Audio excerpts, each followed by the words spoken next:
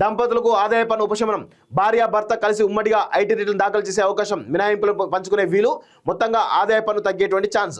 కేంద్రానికి అందిన ప్రతిపాదనలు త్వరలో ప్రవేశపెట్టినటువంటి బడ్జెట్లో చేర్చవచ్చని అంచనాలు అంటూ చూస్తా ఉన్నాం. సో ఇది ఒక మంచి పరిణామంగా చెప్పవచ్చు. ఎందుకంటే ఇద్దరు కలిసి ఐటీ రిటర్న్స్ చేయాలని చెప్పేసి కూడా చేయడానికి మొత్తానికైతే కేంద్రం కసరత్తు చేస్తున్నట్టుగా చాలా స్పష్టంగా అర్థమవుతుంది. సో పెళ్ళైన జంటలకు ఆదాయ పన్ను ఉపశమనం.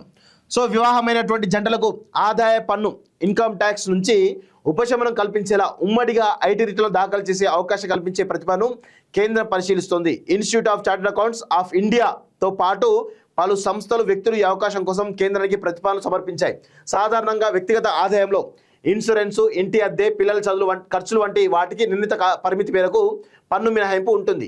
దంపతులు ఎవరో ఈ ఖర్చును భరించినా వారి వ్యక్తిగత ఐటీ రిటర్న్లో మాత్రమే చూపించుకోవడానికి వీలుంది. ఒకవేళ దంపతులు ఒకరే సంపాదిస్తున్నా, భార్యాభర్త సంపాదనలు ఎక్కువగా తేడాలున్నా మినహాయింపులను పూర్తిగా క్లెయిమ్ చేసుకోవడానికి అవకాశం లేదు. ఇదే ఉమ్మడిగా ఐటీ రిటర్న్ దాఖలు చేసే అవకాశం కల్పిస్తే మినహాయింపులు పూర్తిగా క్లెయిమ్ చేసుకోవడానికి వీలుంటుంది. దీంతో కట్టాల్సిన పన్ను మొత్తం తగ్గేందుకు అవకాశం ఉంటుంది. దానికి తోడు దంపతులు ఇంటి కోసం, ఇతర అవసరాల కోసం కూడా ఉమ్మడిగా రుణాలు తీసుకోవడం మరింత సులువు అవుతుంది.